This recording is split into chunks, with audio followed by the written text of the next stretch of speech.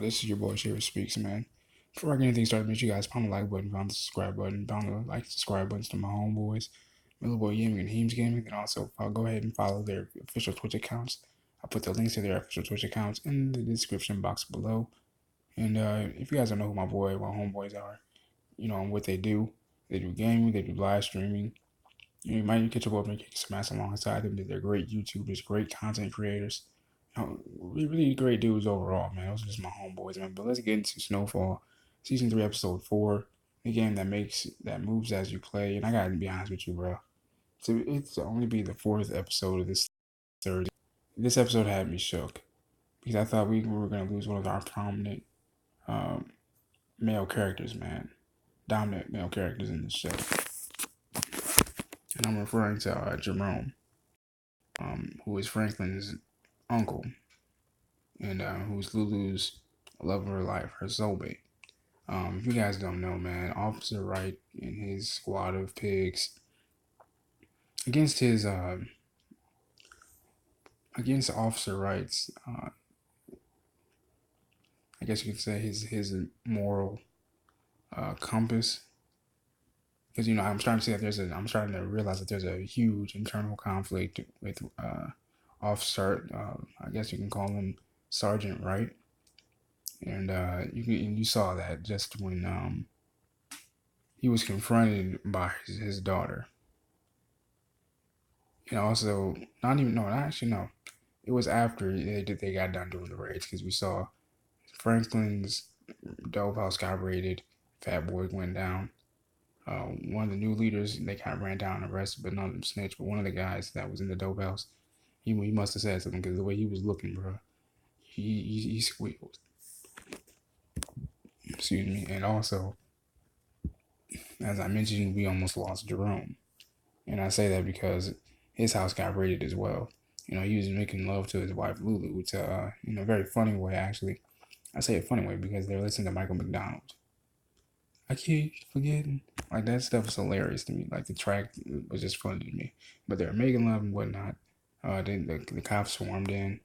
Obviously, Jerome fought back. He showed them like, hey man, you guys have a warrant. You guys can, just barge up in here. But the cops weren't listening. Obviously, they didn't give a damn. They just wanted to make an arrest, reach a quota. And the funny thing is, not the funny thing, but what happened next, man? Almost, like, I ain't gonna lie to you, man. It gave me some flashbacks from my own damn personal life.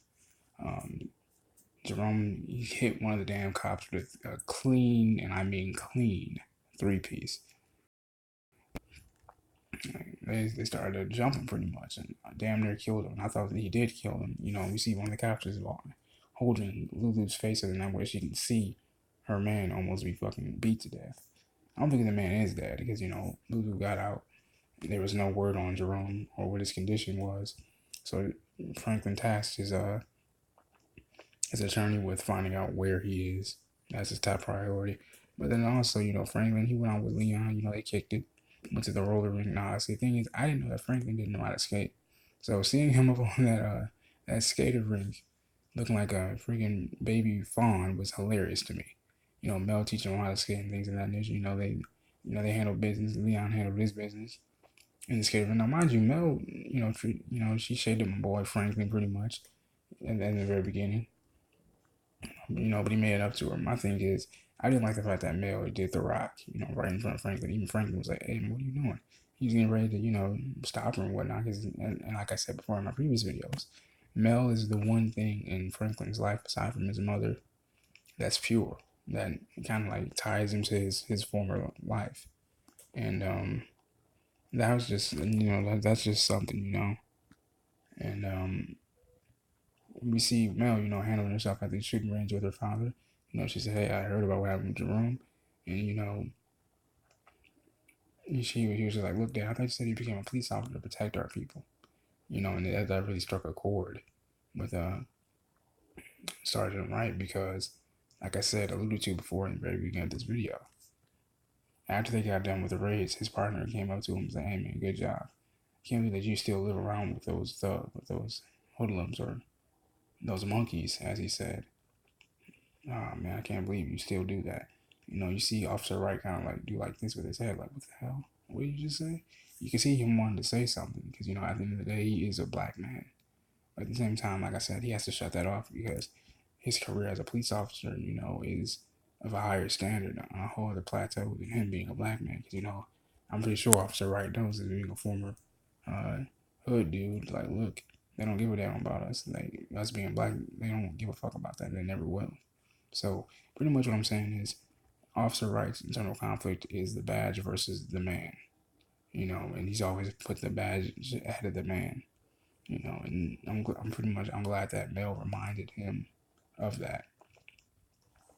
Another thing we see Gustavo, you know, getting, I think his name is I want to say his name is Shooter or something like that. I think guy in the wheelchair. I think is Gustavo's brother.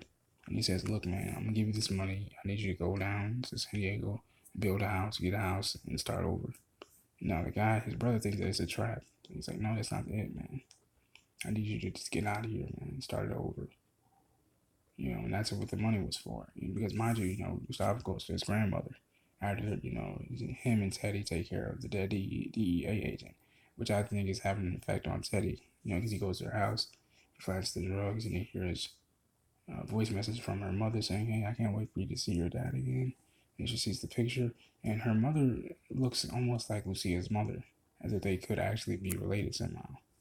You know, at the very end of the episode, even Gustavo said, "Look, man, she was gonna turn on us anyway, so that's how why we had to kill her." Straight up. You know, obviously Lucia's mother had no problem with it because she just knew she's just been in this business for a long time. She has no problem seeing death. You know, and she was just like, "Look, all I want is my damn money. Give it to me, and I'm going home." And I'm thinking, you know, are we gonna get more into where the hell Lucia is? So Gustavo goes to see his grandmother, fortune teller, if you will. She says, you know, "I didn't see her, nor did I see you guys, you know, being together for long." But she says, but she references something that I think was really interesting. She goes, you know, "This is the other branch, you know, to another life, you know, another lifeline, you know, because she didn't see him and Gustavo being, Lucia and Gustavo being together because she couldn't see her. You know, they're too far apart now. You know, and when his grandmother referenced them, you know, him having another life, you know, and having, you know, make sure he has the courage to actually seek that other life. That's why he went to go see his brother, and he gave him that money. He said, "Hey, go down to San Diego, get a house, build a house, and start over." Because to Gustavo, he feels like, look, there's nothing I can do. There's no turning back now. So instead of me having another life, and I don't have the courage to do that, I'm going to give that to my brother because he deserves that. You know, because he was getting sick by the, you know, his brother was getting sicker and sicker and sicker. So it really makes much more sense. And I apologize for my low voice. I'm just whispering because it's late out. It's late right now where I'm at, y'all. So that's why I'm just speaking really low. As if that's even a big issue, but you get the point. But, you know, this episode, you know, gave me a little bit of chills. Like I said, I thought we were going to lose Jerome. I hope Officer Wright, you know, just, you know, gets back to himself. He balances himself out internally. Because there's a lot of conflict. Like I said, there's a social conflict. There's a personal and morality conflict. You know, Officer Wright is trying to uphold his badge and his own, I should say, his loyalty to his people.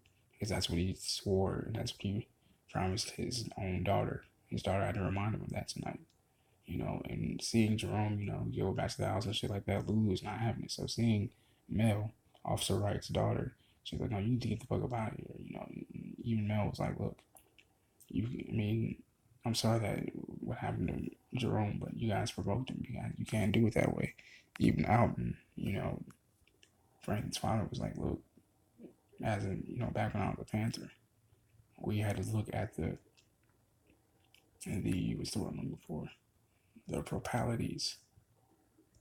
I think is the word that he used. Something to that variation of what you do because killing a police officer is only going to rain down more hell on everybody you love and care about. So Alden made sure that, you know, Franklin heard that, and you can even see it be shaking Franklin to his core a little bit. I think enough to make him, you know, really think about this because he wants to X out Officer Wright.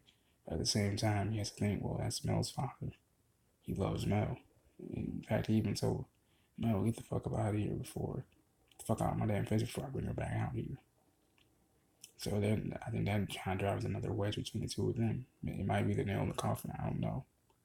But judging by the scenes for next week, it's going to get even realer because we see, the news coverage go over it. All these raids are great things, things of that nature. And then we see Leon and Franklin step up to, Officer Wright, and we are telling Franklin, like, look, these police officers in Inglewood, they have all these people out there watching you. That's how they're able to get to you. You see Officer Wright's in his car.